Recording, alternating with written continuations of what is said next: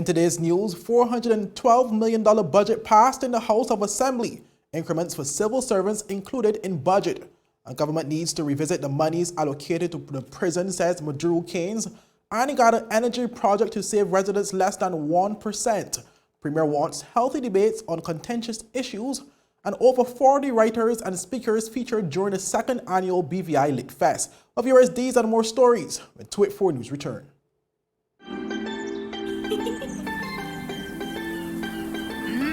There are many ways to enjoy life, like so many ways to count on Popular.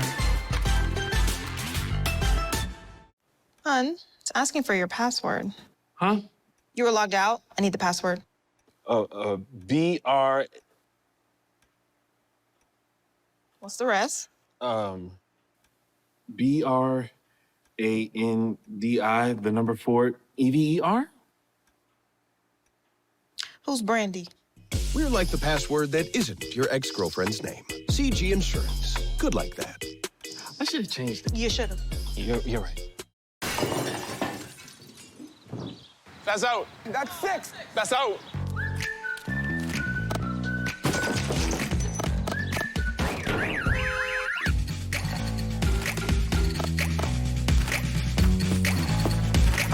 With worldwide medical coverage and affordable premiums, we're like a home match that isn't played at your actual home. CG Insurance. Good like that.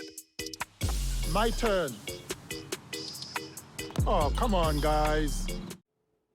Well, welcome viewers to the Friday, December 23rd edition of 284 News. I am Kamal Haynes, bringing you the latest out of the British Virgin Islands.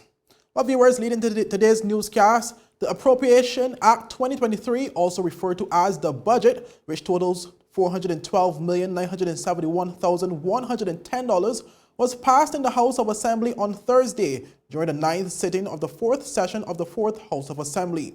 Where the 2023 budget total comprises of $340,872,400 for recurrent expenditure, $49,428,600 for capital expenditure, $7,148,810 in contributions to various statutory funds, and $15,521,300 towards repayment of the principal on the government's debt.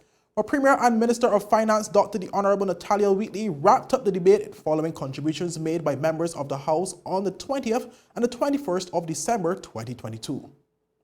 And I'm very happy and very proud to be a Virgin Islander. And we were able to pass this budget, which belongs to all of us. I'm thankful that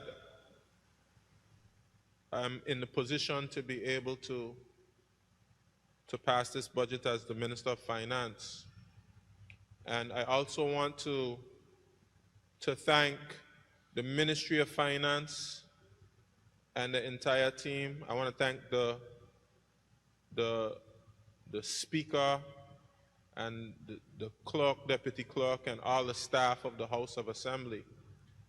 I want to recognize the ministers of the Government of National Unity and all the permanent secretaries and all the persons who work within those ministries and those persons who are on the back bench, as well as those persons in the opposition. Well, Premier Wheatley also said that his government has inserted money into the 2023 budget for increments to civil servants. Put some money in the budget for increments, to pay increments to our hard-working civil servants. Yes, who we know that inflation is killing you. We know that the prices have gone up in the supermarkets, at the gas stations. And while it was very difficult to find the resources, we let the team at Finance know that we cannot pass this budget without paying to civil servants what they have worked for and what they deserve. So hopefully that will help somebody have a good Christmas, just having those that knows. And I want to... Moving on, viewers, where Junior Minister for Tourism, Honorable Maduro-Caines, is calling for the government to revisit the budget allocated to the prison for 2023 after noting that it has been cut when compared to previous years. Maduro-Caines highlighted the importance of the monies which go to the prison and the areas of focus that it usually targets, which he said is fundamental to the operation of the Gov't facility. Mr. Speaker, I noticed the budget for the prison was cut. This should not happen. There are a lot of rehabilitation programs that need to be had in the prison, and I have the opinion the figure that was there last year should have remained if it could not be increased. But to cut the budget of the prison, I think we need to go back to that and fix that. More money is indeed needed so we could do those programs at the prison. Maduro-Caines, who is the 6th district representative, also said she will be pushing for a number of initiatives within her district that have oftentimes been budgeted for but remain under the line items with nothing being done. One such project includes a wall and roadworks to be done along the Bogus Bay area near the Alexandrina Maduro Primary School. I am not prepared to sit another year and this project is not done. I do not understand, Mr. Speaker, why things are budgeted for. There are line items, some of them, and you still have to fight and fuss with departments and ministries to get these projects done. I have about 3 other projects, and I was told that they will be done under capital, and I will be pushing more than ever next year to have these things done. The project up just about the school, those persons have been walking home since the storms, and I've had this, being put in the budget year after year, and for some reason the ministry and the department can't get it done. And it's not for the lack of begging and arguing and pushing. I'm not up to arguing and pushing and begging next year, I'm telling you. Maybe I might be up to fighting, but now I'm up to arguing. So if I have to go down and fight to get these things done, I'm going to fight. Well, viewers, up next, the Anegada energy project to save residents less than 1%, and the Premier wants healthy debates on contentious issues. But these are more stories after a word from our sponsors.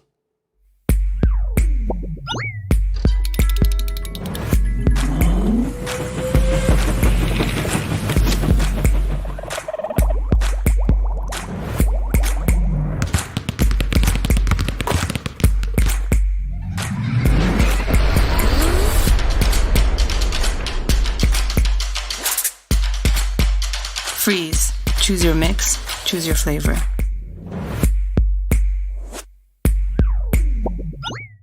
Good job there, brother. All right. I'm surprised you're here. I'm surprised you're still alive. Charles, it's been 60 years. I wish it was 60 more. Let it go. No. You know what you did. It was just ice cream. But you know what? It was delicious. What? We're like a family get-together without all the family drama. What you gonna do? CG Insurance. Good like that. Yo, everything good, Dad? Aye. This thing got me one way, Daddy. What you mean? Ever since I hook up with this thing, can't eat, I can't sleep. This is the first thing I touch it when I reach home. What you really? Hey, this ain't like you, you know. Dad, this thing got me staying home. Keeping out of trouble me. Wow. What your name is? Shit. I talking about my CCT life. Don't worry about missing your favorite series, sports, news, and local programming. Come to CCT today and sign up for CCT Live to access over 80 channels. CCT Live. Bring it home. 1 month free trial turn into 5. 5 months turn into, well, you know I huff. I watching ball. I been watching football. Dad, Nickelodeon, Paw Patrol. I am hooked. Hook, I tell you. Welcome back, viewers.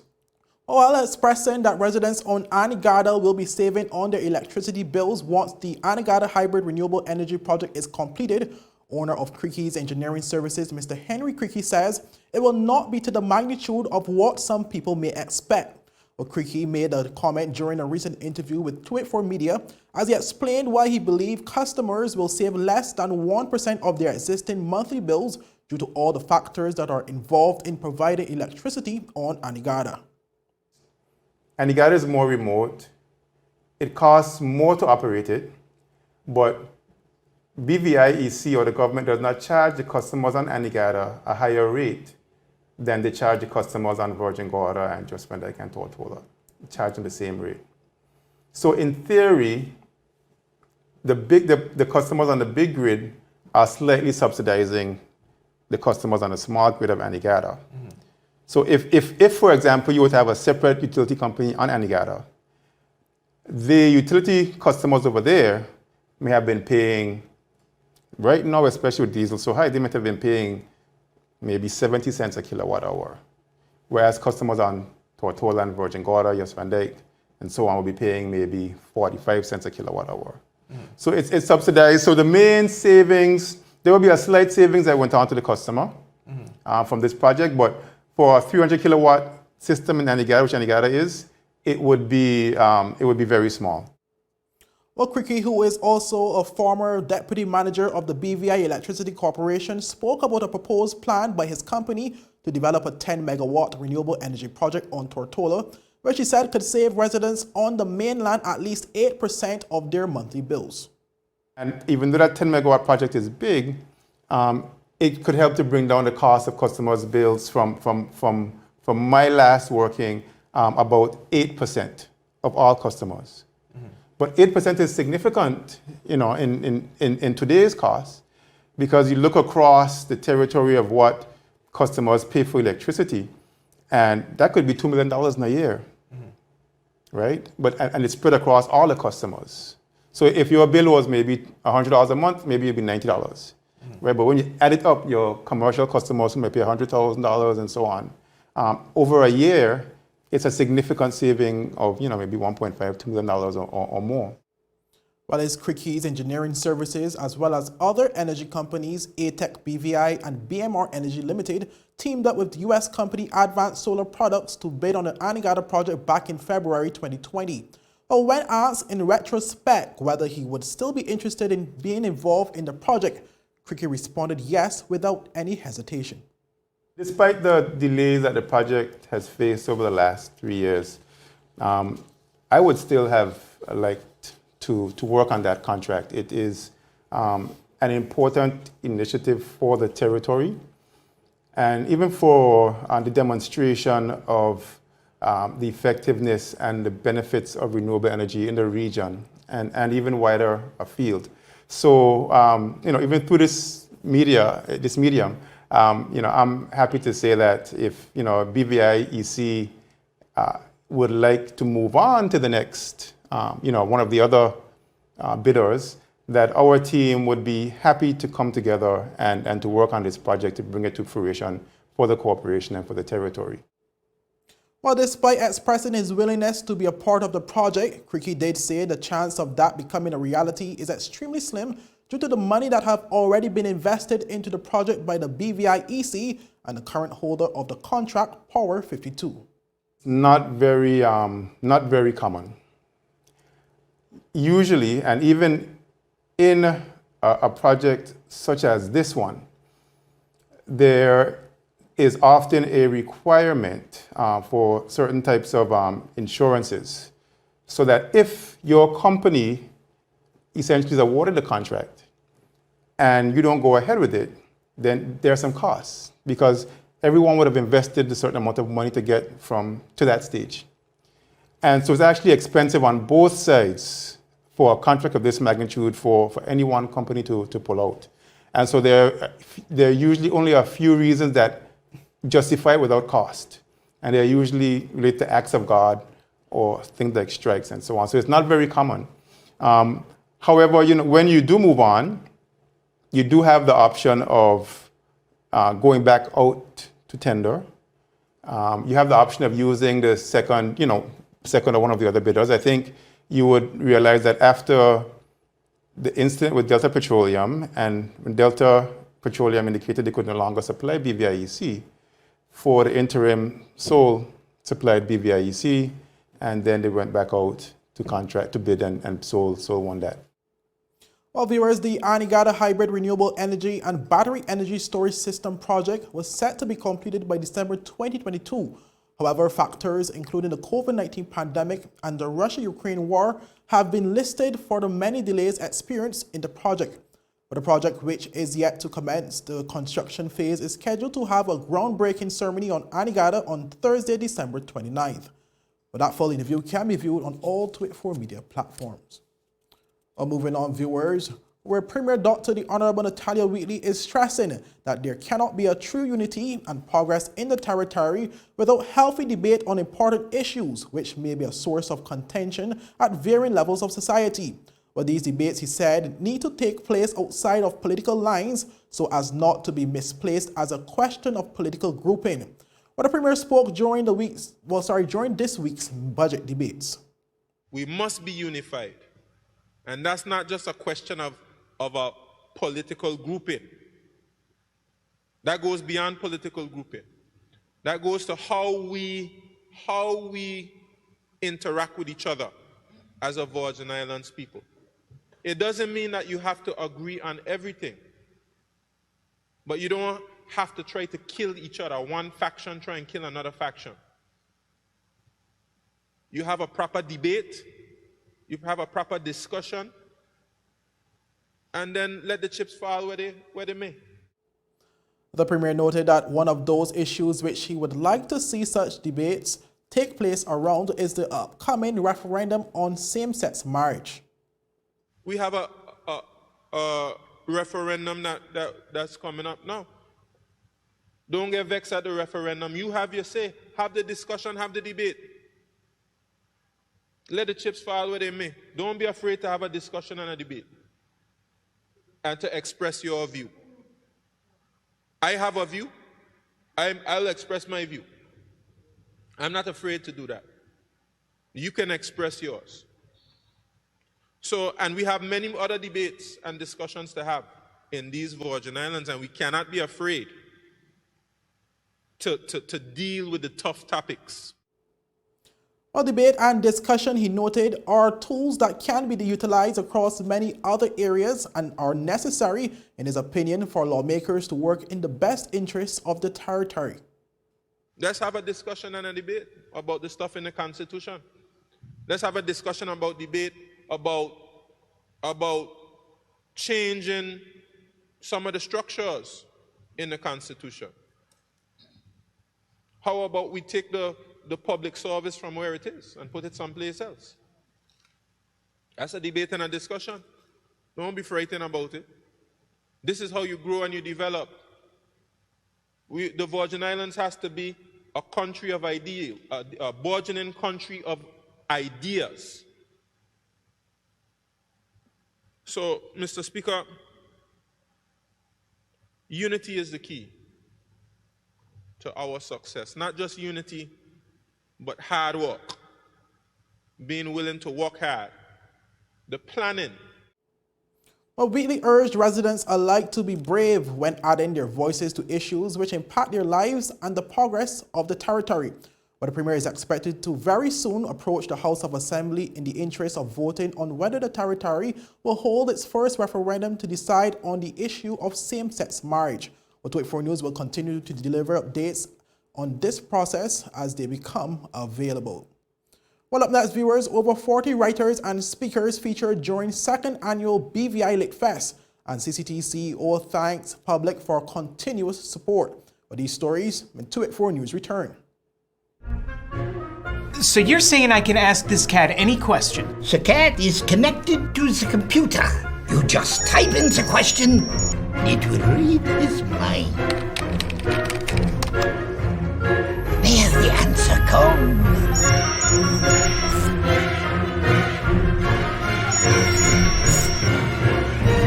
You're the man! I've been looking for this for weeks.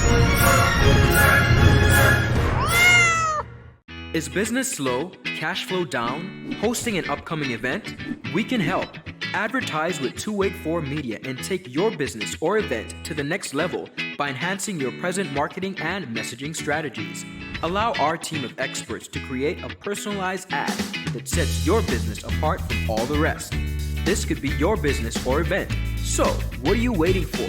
Contact our marketing team at 284media@cctbvi.com. Advertising with us works.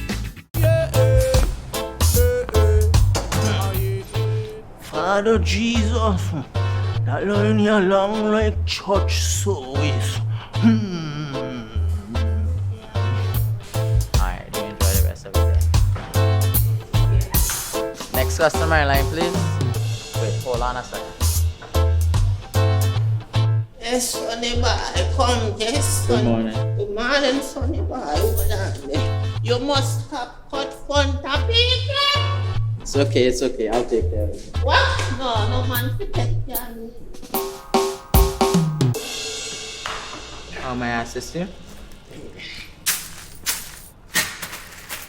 Yes. You want top of power? You want top of power? Join the prepaid party with CCT and enjoy more affordable data plans, more top-up promotions, more savings with hero bundles, and more value for your money each and every Tuesday with Top Up Turn Up Tuesday. Visit a CCT store today or anywhere CCT Top Up is sold and top up your phone. 5, 10, 15, 20, 25, 30. You want top of power? Welcome back, viewers, and thank you so much for sticking with us. Well, over 40 writers and other speakers from the BVI, the Caribbean, and its diaspora took center stage to showcase literature, film, music, and spoken word under the theme Unspoken, Unwritten, Unknown at the second annual BVI Literary Arts Festival. For more on this report. Over 40 writers and other speakers from the BVI, the Caribbean, and its diaspora took center stage to showcase literature, film, music, and spoken word under the theme Unspoken, Unwritten, Unknown at the second annual BVI Literary Arts Festival. The three-day festival, which was a joint collaboration between the H. Laverty Style Community College and the Department of Culture, had its inaugural in-person hosting from the 3rd to 6th of November as part of the territory's Culture and Tourism Month activities. The very diverse program included a series of panels, readings, films, workshops, lectures, and a local book fair, and featured world-renowned writers such as Kay Miller, Tiffany Yannick, Tobias Buckle, and Desiree C. Bailey. On 3rd November, the Office of the Governor hosted a writer's reception for invited guests, speakers, and sponsors. The event allowed for the international, regional, and local writers and speakers to fellowship with one another and be introduced to the BVI through local food and music. The second day of activities on November 4th included a series of panel discussions that centered around socio-political environment, film, and literature topics. The discussions were hosted at HLSCC's main campus in Paraquita Bay and ran from 9 a.m. through 4:30 p.m. During the first two panels, Eunice Bedminster and Freeman Rogers, moderated by Ron Grant, discussed the first line between unveiling the veiling reality when reporting facts and creating discourse in the unwritten truth, covering crisis, while Desiree Bailey, Anna Portnow, Bremer, and Andre Bagoo, moderated by April Glasgow, explored the contribution that poetry and the imagination that informs it can give to understanding the world and creating the vision of a future in the poems we imagine.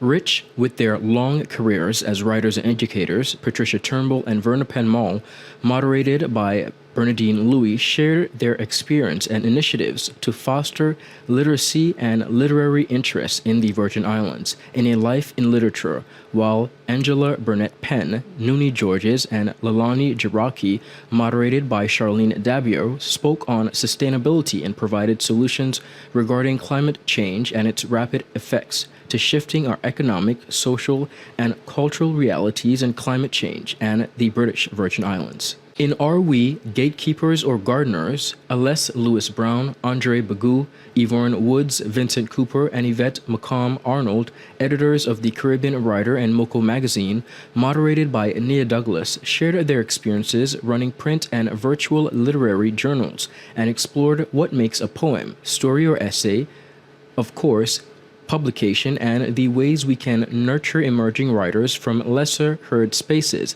and evangelize the best of Caribbean letters. Economy experts Pat Leanne Johnson, Colin O'Neill and Clarence Faulkner, moderated by Shay Alexander, discussed the influence of geographical factors on the politics and economy of the territory and how its international relations are consequentially reshaped in the economy of the Virgin Islands, as well as its global impacts. April Glasgow and Joanna Gibson, alongside Richard Georges, honored Anegadian sailor, engineer, and poet Illustrious O. Norman through the reading of his poetry and celebrating his place in Virgin Islands literature in reading the poems of Illustrious O. Norman.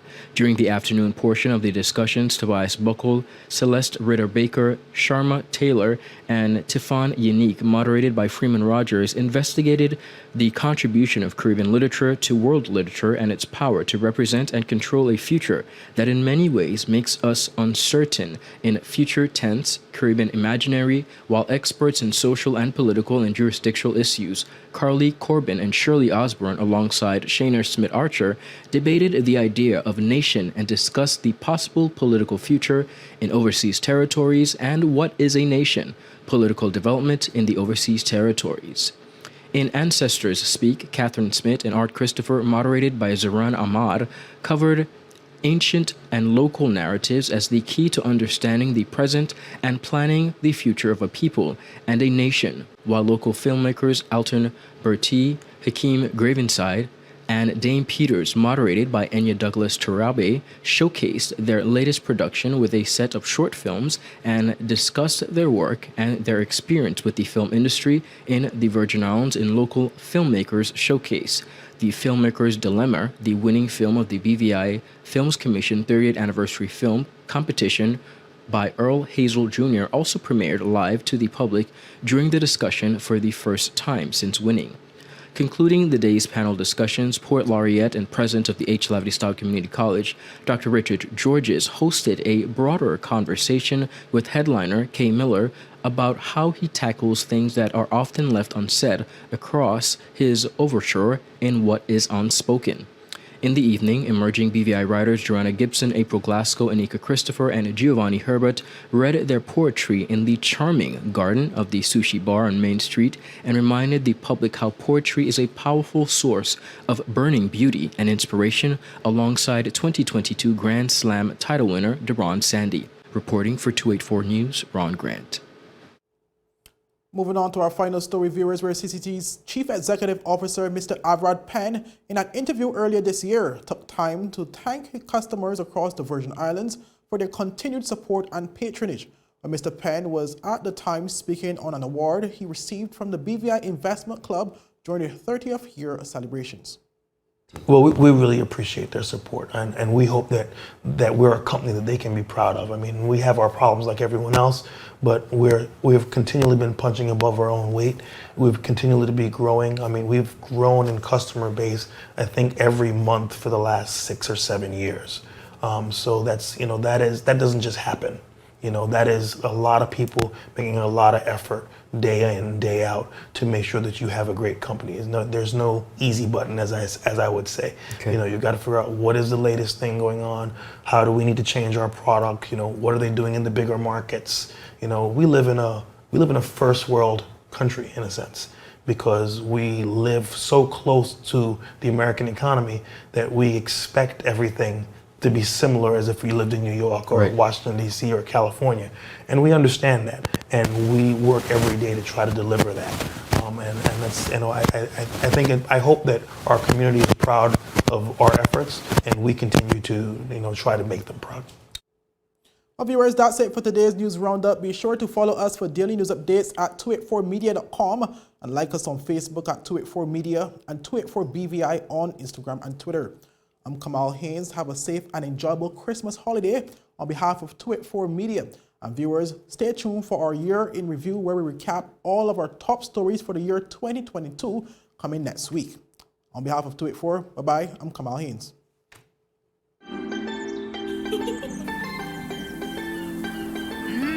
There are many ways to enjoy life, like so many ways to count on Popular.